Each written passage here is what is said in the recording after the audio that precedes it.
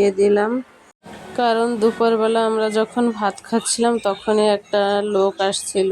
সে এসে বলল আমাকে কয়টা ভাত দেবা। ওনাকে দেওয়ার পরে ভাত ছিল না, ভাত বসিয়ে দিলাম। ছোট ছেলে ভাত চাবে। এই যে জামা কাপড়গুলি কালকে শুকায়নি, এই টেবিলের উপর এনে রাখছিলাম।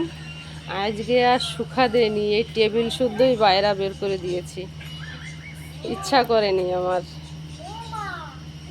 কারণ একবার রোদে দাও একবার তোলো, ভালো লাগে না এসব। আর দেখো জামা কাপড় সব জায়গায় ছড়িয়ে ছিটিয়ে আছে, সব এক জায়গা করে ভাঁজ ঠাস করে রাখতে হবে। রাধে রাধে বন্ধুরা, তোমাদের কাছে একটা কথা বলি, আমার ভিডিওটা যদি একটু ভালো লাগে কোনো একটা অংশ, তাহলে প্লিজ সাপোর্ট করো আমাকে। অনেকটা পরেশানির ভিতর থেকেও ভিডিওটা করার চেষ্টা করি, কিন্তু তোমরা সাপোর্ট না করলে তখন মনটা ভেঙে যায়। এইটাই একটা ফুল ফুটছে।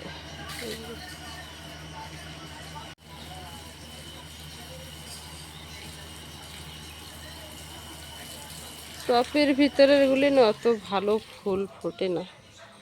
দেখো এটা টপে দিয়েছি, এই যে ফুলটা কত ছোট, ওই একই ফুল কিন্তু হয়, কারেন্ট চলে গেছে। আর এটা আবার একটু বড়, কিন্তু এই যে কেমন যেন হয়ে যায় পোড়া পোড়া টাইপের। দেখো এই যে একটা, ওই যে আর একটা। আবার চলে আসলাম রান্নাঘরে। আর আজকে আমি একটা শাড়ি পরেছি, কারণ যাচ্ছিলাম এক জায়গায়, কিন্তু রাস্তা থেকে আবার বাপস চলে আসছি, যাওয়া হয়নি, কারণের জন্য যাইনি। আর ছেলেকে পাঠিয়ে দিয়েছিলাম। এতগুলি বাসন, এতগুলো হয়েছে। সকালে খেয়েছি, দুপুরবেলা, সকালে তো না, দুপুরে খেয়েছি। এতগুলি হয়েছে, এখন এগুলি ধুয়ে নিয়ে আসতে হবে।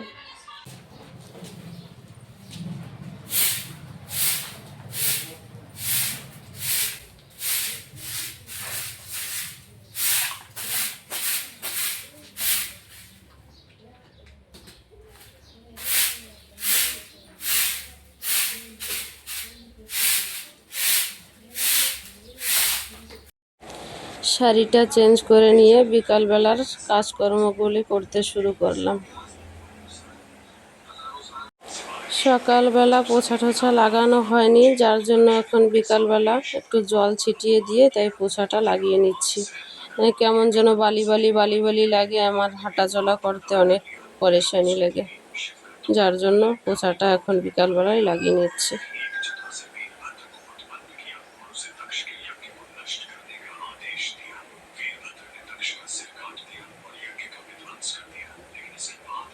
এই পোছাটা লাগানোর পরে আমি আর বিকালে কোনো ভিডিও করিনি, কারণ কি দেখাবো না দেখাবো, একই কাজকর্ম, যার জন্য আর দেখাইনি।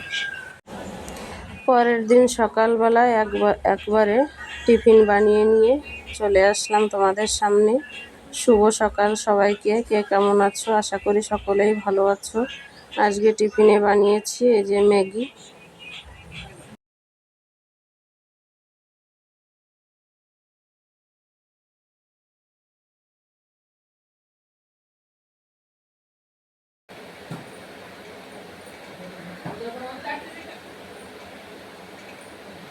লাল শাক নিয়ে আসলাম, এতগুলি নিয়ে আসলাম, কারণ হচ্ছে আমি 2টা কি 3টা রাখবো, আর বাদ বাকি ওর জেঠিমার কাছে পাঠিয়ে দেবো, ওরা ভালো খায় এগুলি।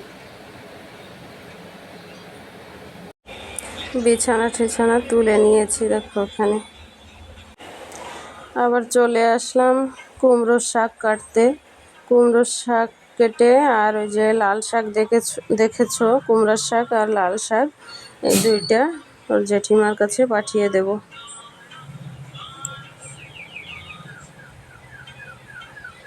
এই খাটিয়াটা ভর্তি, এক খাটিয়া বাজি ছিল।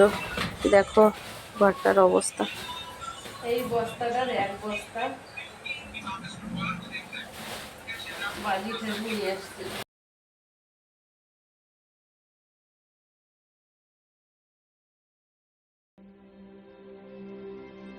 এই যে রুমটা পরিষ্কার করে দিলাম।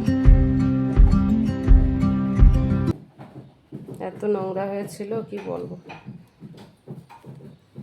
খাটিয়াটা আপাতত এরকমই রেখে দিয়েছি, পরে আবার এই সাইডে নিয়ে আসবো। আমি এখানে রান্না করার জন্য পনির কেটে নিয়েছি, আর ওদিকে নিয়ে আসলো মাছ।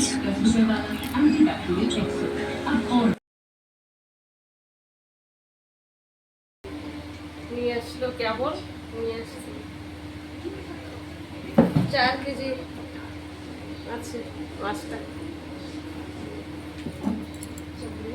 বাগার মাছ নিয়ে আসে, কত খতরনাক দেখছো, এটা মুড়ে খাইয়ে দেবে জের মতে।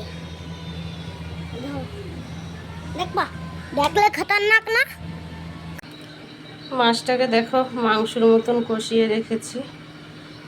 এই বড় পাত্রটায় রান্না করব, না হলে পুরো ভেঙে চলে যায়। ভাজবো না তো, এমনি কষিয়ে রান্নাটা করব মাংসের মতন করে।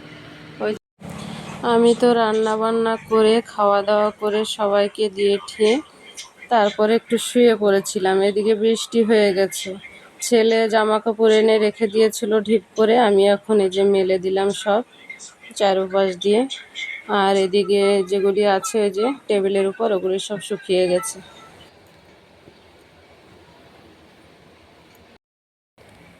বৃষ্টি হয়েছে তাতে কি হয়েছে, গরম অসম্ভব।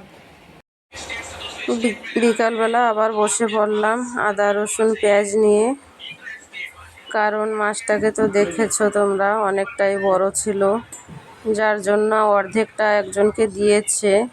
সে তো ফ্যামিলি নিয়ে এখানে থাকে না, তাই বলল আমাকে রান্না করে দিতে হবে। তাই বসে পড়লাম, ওনার জন্য রান্না করব। এই পেঁয়াজ রসুন কেটে নিয়ে তারপরে রান্নাটা করে নেব।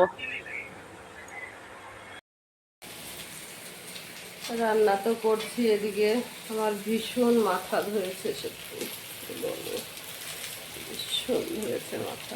চা বসিয়ে দিলাম, দেখি মাথা যন্ত্রণাটা কম হয় নাকি একটু। ভিডিওটা আর বড় করলাম না, সবাই ভালো থাকবে, সুস্থ থাকবে, টাটা সবাইকে।